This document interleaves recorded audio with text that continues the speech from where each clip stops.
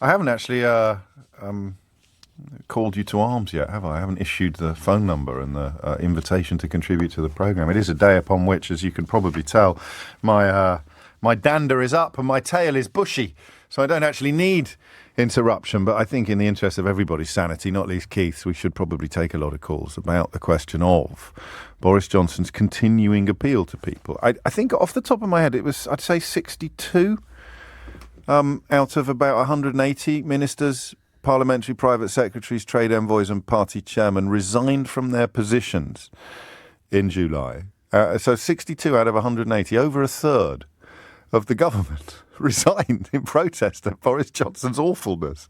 And he just gave a speech that sounded like a lap of honour, citing Cincinnatus as well, who came back for a second term, as I'm sure Johnson is waiting for the colour writers to point out in tomorrow's newspapers. So a third of the government resigns in protest about how awful you are. And you think you've played a blinder. And then you list a catalogue of achievements that are either neither achiever. Neither achiever. I've lost the ability to speak.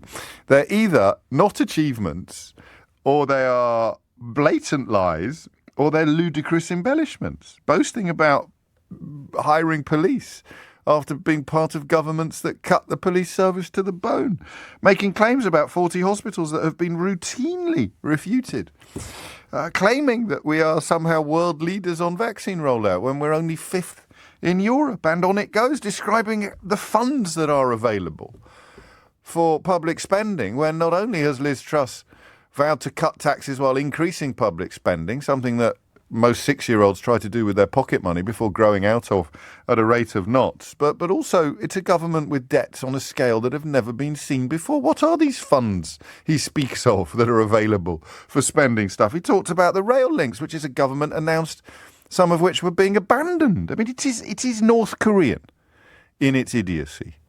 And yet the great pain, the great problem is the continuing commitment of some people to the cause, the belief that he is anything other than, and I think the word for this morning is ridiculous, ridiculously dangerous, or dangerously ridiculous. 10:35 is the time.